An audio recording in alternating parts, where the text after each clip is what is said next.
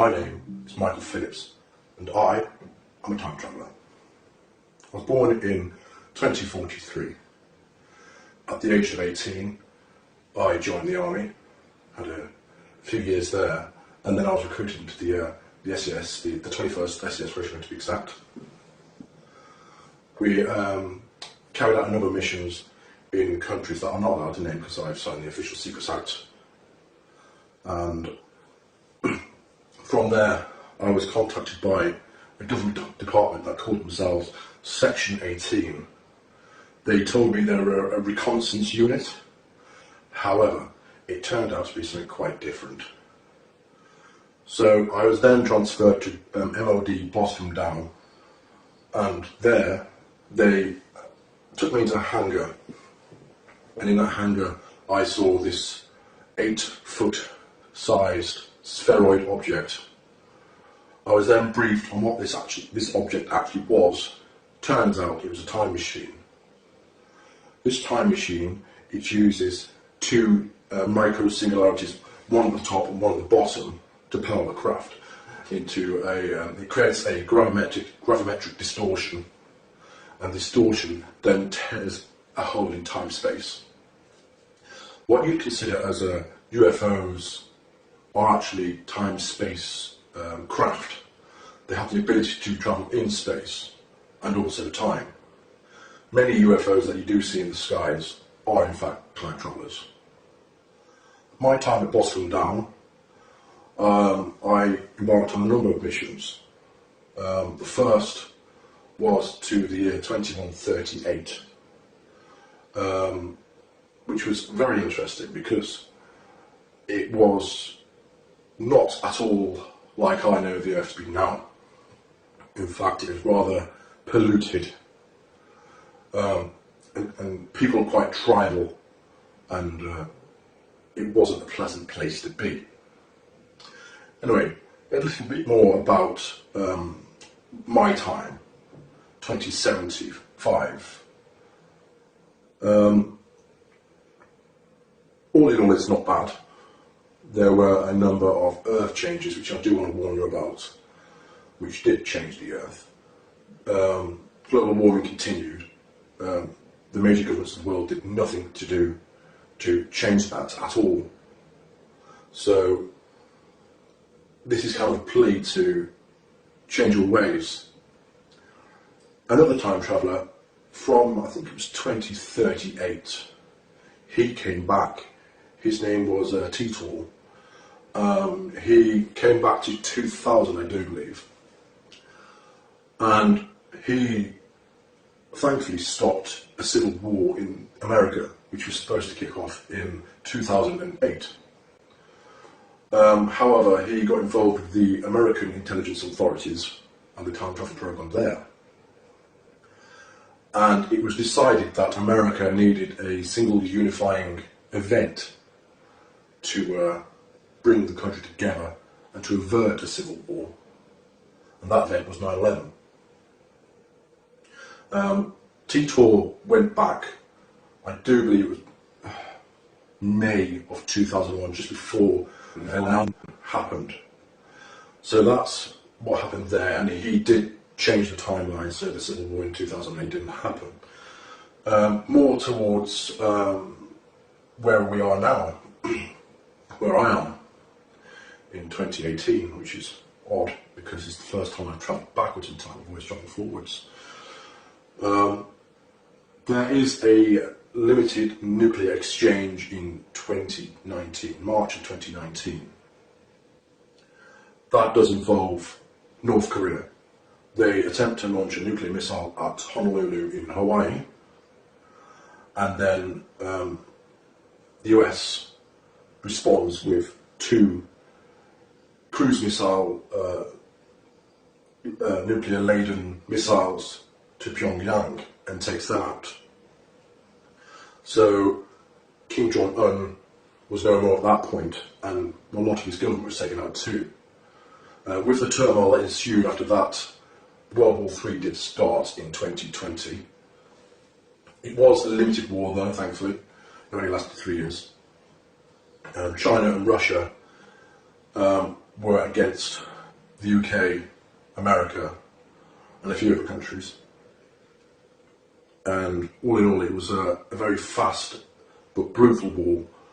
Countless millions were killed. Nuclear weapons were used in a very limited capacity. Very limited, thankfully. Just battleground nuclear weapons. What else can I tell you?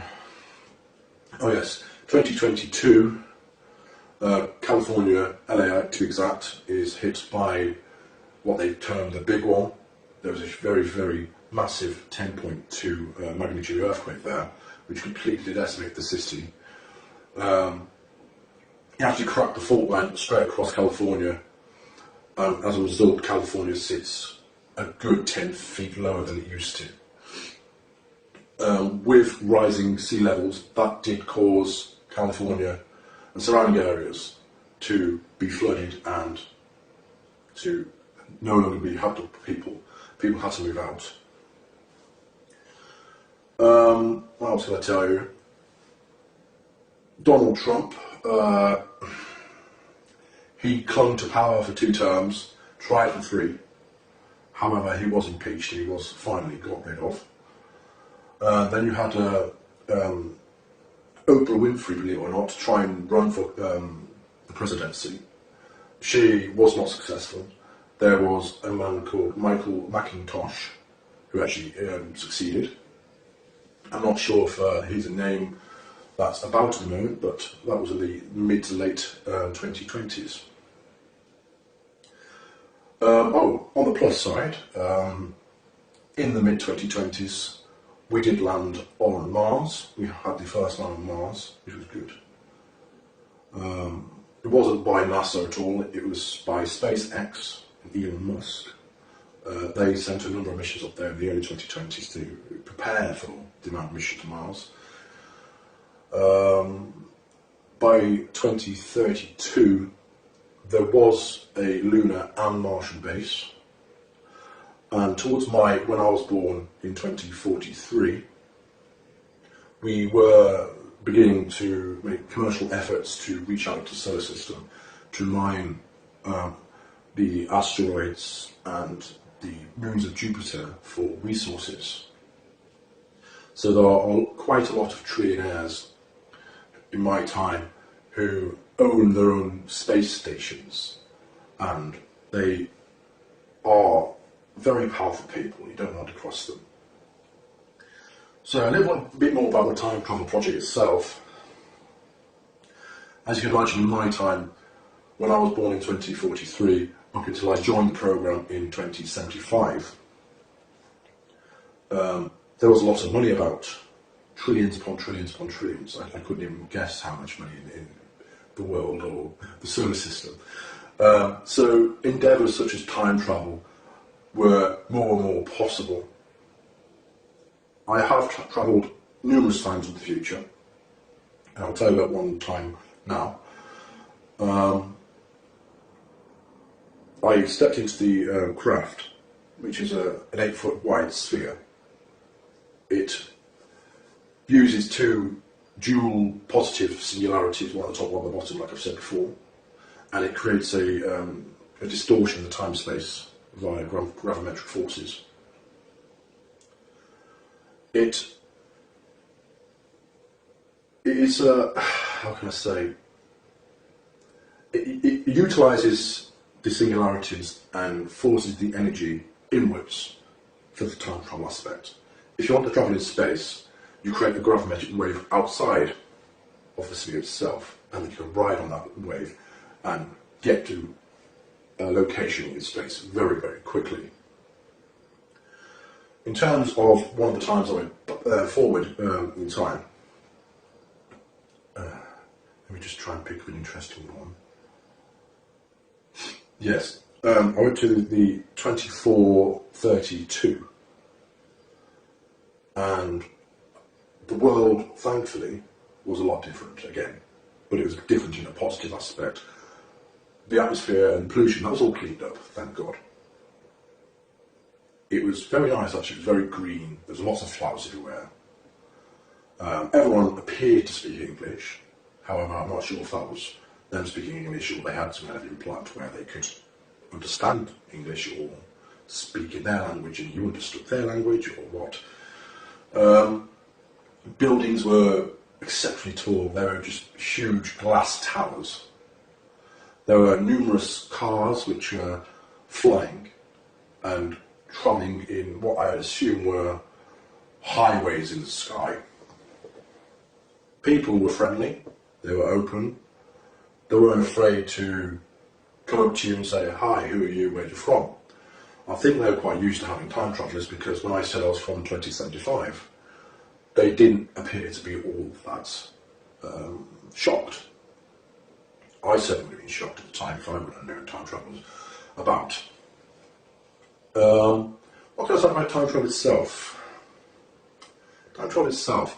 Well, back in, I think it was 1947, the US government captured a time-space craft.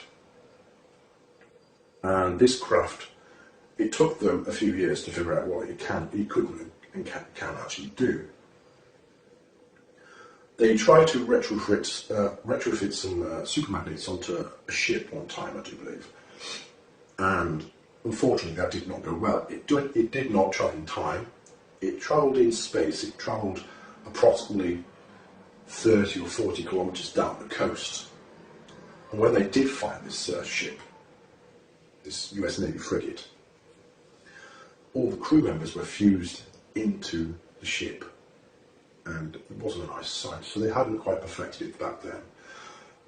Officially, time travel was invented and perfected in 1975. There were a number of operatives who went backwards in time mainly because they wished to try and change various historical events such as World War II. However, they were not successful whatsoever. In fact, a lot of their efforts were making the changes and making what happened a lot worse. So if you've got any questions about what I've seen in the future, I think that you'd be more interested in that. I'd be more than happy to do another video and say, right, this is what's happened. Thank you.